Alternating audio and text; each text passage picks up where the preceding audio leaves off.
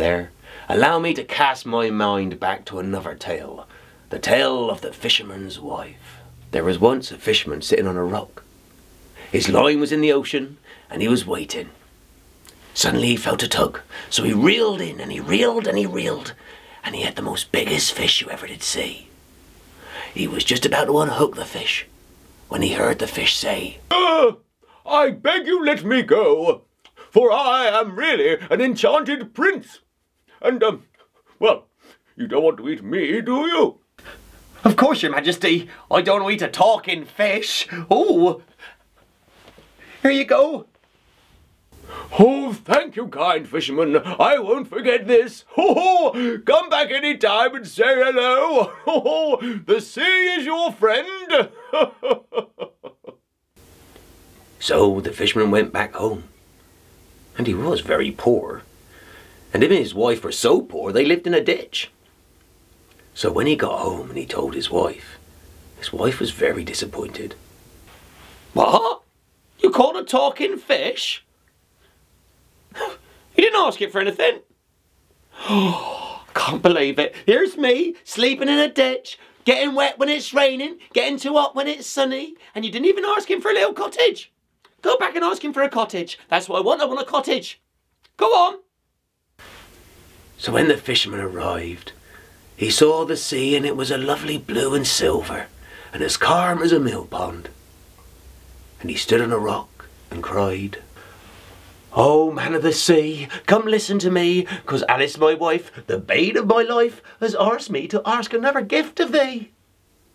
Oh, a cottage. Oh, don't worry about it, old man. Go back and your wife will be there, sitting waiting for you happily outside. And when he got back the next day, there was a beautiful little cottage. It had a parlour, 2 bedrooms. It had a lovely lounge, and as you went outside, there were roses in the garden, hens and ducks, and for a couple of weeks, they lived very, very happy. Until Alice, his wife, she wasn't satisfied. "Oh, this cottage is lovely, but it'd be much better if we had a bit more, you know, valavoom. We could be lords of the manor. Go and ask the fish for a mansion. Oh, me, lady, you lord. Oh, it'll be lovely." This time, the sea was not pretty and blue. The sea was muddy brown. And he shouted again once to the Lord of the Sea. "Oh, man of the sea, come listen to me. For Alice, my wife, the bane of my life, has asked me to beg another gift of thee." A manor house? What was wrong with the cottage? Oh, never mind, never mind.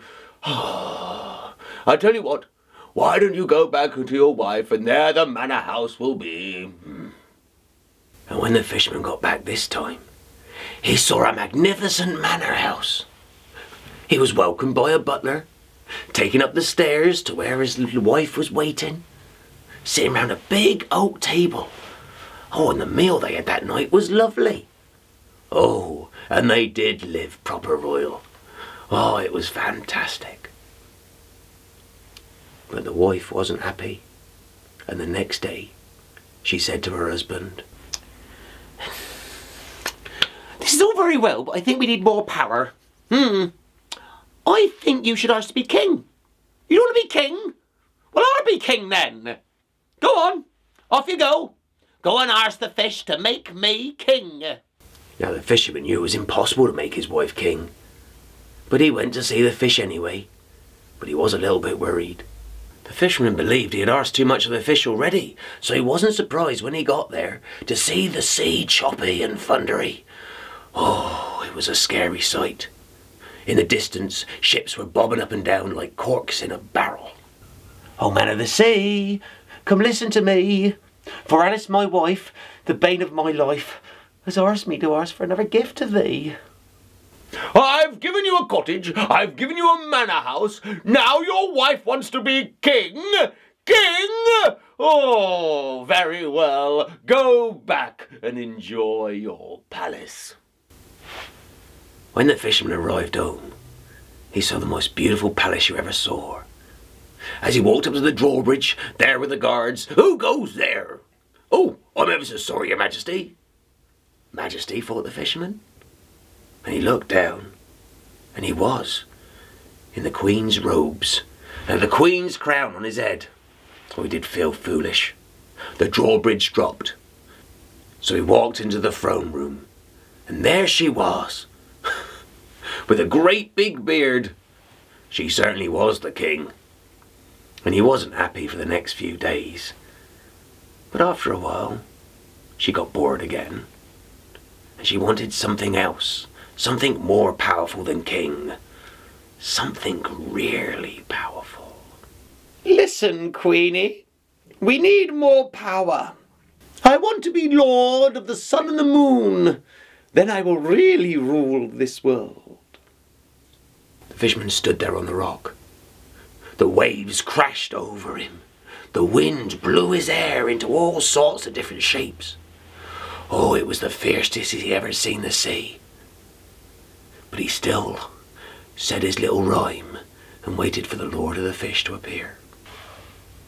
"Oh, man of the sea, come listen to me, for Alice, my wife, the bane of my life, has asked me to ask for one more gift from thee." What does she want now? She wants to be the Lord of the Moon and the Sun. "Very well. Go back home and see what you find." And the fish had kept his promise, for when he got back this time, they were back in a ditch.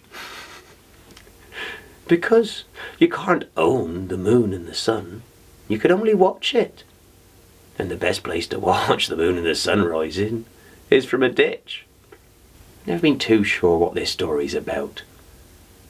But I think it's about being ambitious, but not too ambitious.